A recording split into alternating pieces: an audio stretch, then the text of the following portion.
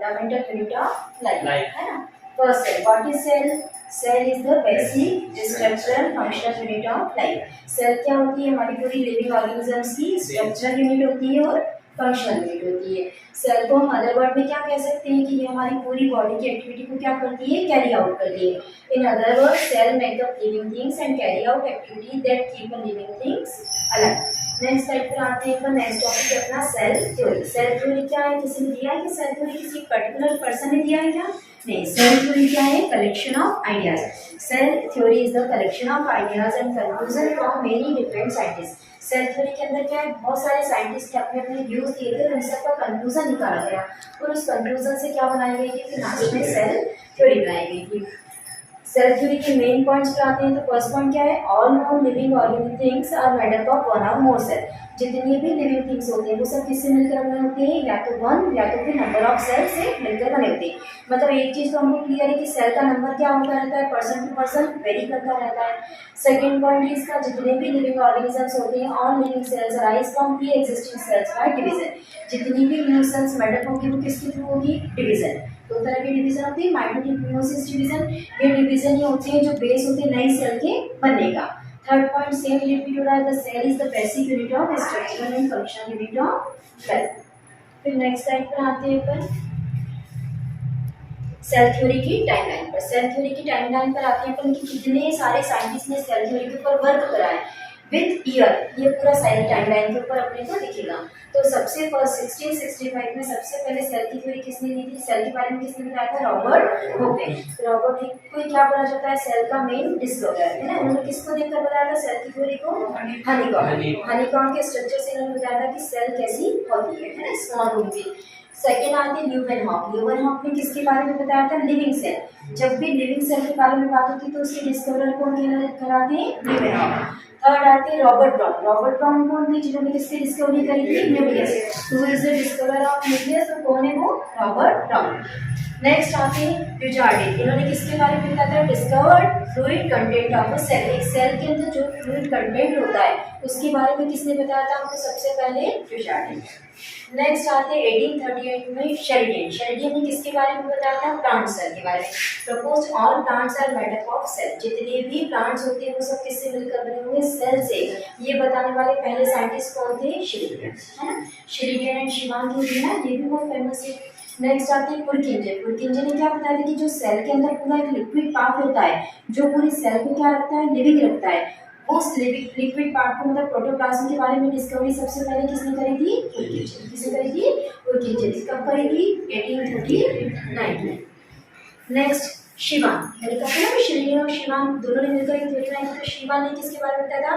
Proposed all animals are made up of cell. शेरिडियन ने किसके बारे में बताया था? प्लांट सेल के बारे में। और शिवान ने किसके बारे में बताया था? एनिमल सेल के बारे में। कब बताया था? 1839 में।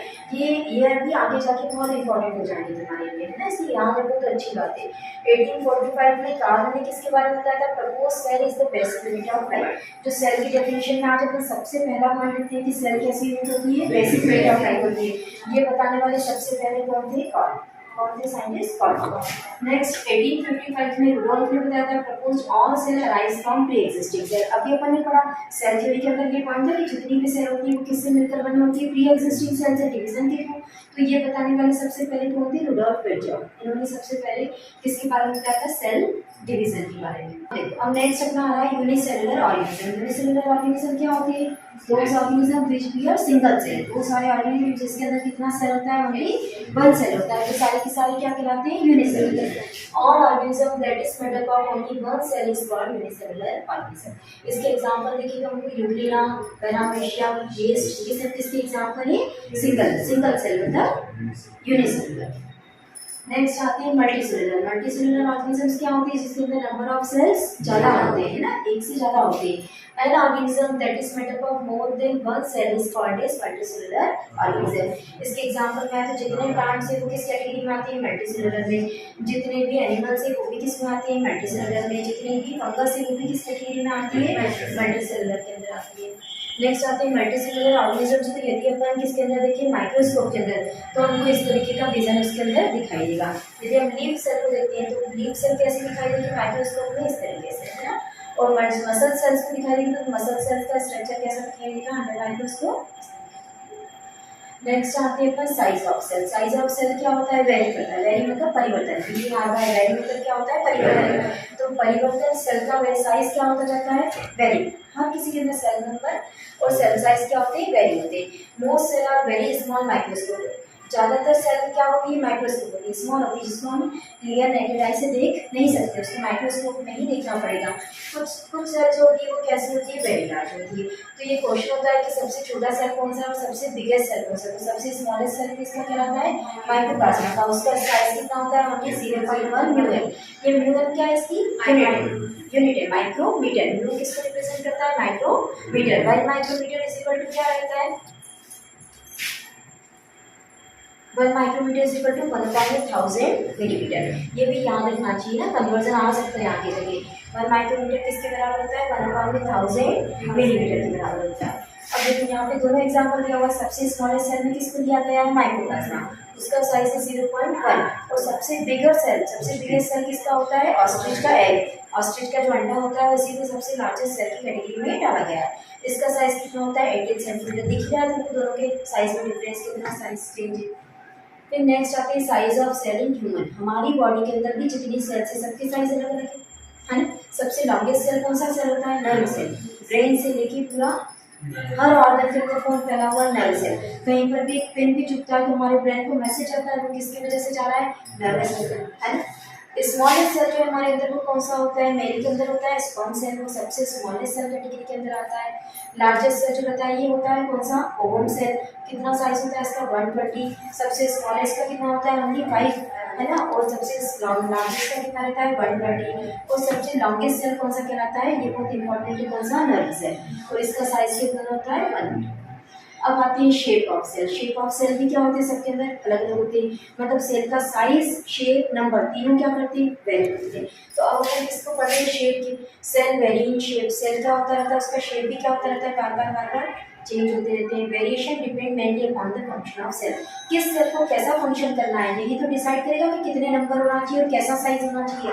तो सारा सब कुछ डिपेंडेंसी किसके ऊपर होती है, फंक्शन ऑफ सेल में। हमारी बॉडी के अंदर जितनी सेल है हर सेल का काम अलग अलग है ना। Some cell like Euglena and amoeba can change their shape, but most cells have a fixed shape. बहुत सारे सेल जो रहते हैं उनका चेंज क्या होता है, जैसे अमीबा जो है ये अपना शेप क्या करता रहता है, बार बार चेंज करता रहता है। उसका सूडोपोड या आपको आगे जाने के लिए बार क्या करते हैं, वो चेंज करते हैं अपने शेप को। बट मोस्ट सेल जो रहते हैं उनका साइज कैसा हो जाता है, शेप कैसा हो जाता है, उनका फिक्स हो जाता है, कोई भी चेंज नहीं होता है। ऐसे सेल क्या कहलाते हैं, रिजिड। कैसे कहलाते हैं, रिजिड, जो कभी भी बार अपना शेप चेंज नहीं कर पाते। Human RBCs are circular biconcave for easy passage through human category. अब जो ह्यूमन के अंदर कौन सी सेल होती है, आरबीसी का फुल फॉर्म क्या होता है, रेड ब्लड सेल। दो तरह की सेल होती है, रेड ब्लड सेल और व्हाइट ब्लड सेल, दोनों किसके अंदर प्रेजेंट है, ब्लड के अंदर प्रेजेंट है। तो ह्यूमन की जो आरबीसीज होती है ये कैसी होती है, सर्कुलर। दिख रही है देखो, सर्कुलर होती है, बाइकॉन्केव होती है। और ये किसके अंदर रहती है, ह्यूमन कैपिलरी ब्लड और आर्टरीज और वेन के अंदर रोटेट कर रहा है। तो वैसा रोटेशन के लिए इसका साइज कैसा होता है, इस तरीके का शेप होता है। नर्व सेल, नर्व सेल कैसी होती है, ब्रांच, क्योंकि उसको ब्रेन से सारे ऑर्गन्स तक जाना है। तो जितनी ज़्यादा ब्रांचेस बनाएगा उतनी ज़्यादा वो सारे ऑर्गन्स के अंदर फैल पाएगी और मैसेज ला पाएगी। तो नर्व सेल का स्ट्रक्चर कैसा होता है, ब्रांच। तो ये हमको याद करने के लिए इसी है कि आरबीसी का शेप कैसा होता है, सर्कुलर। नर्व सेल का शेप कैसा होता है, ब्रांच। ये किसको कंडक्ट करती है, impulse from one point two another. Impulse मतलब वही पॉइंट्स ना, मैसेज को क्या करती है, एक जगह से दूसरी जगह पर ले जाने का कार्य करेगी। नेक्स्ट आते हैं human WBC can change their shape to engulf the microorganisms that enter in the body.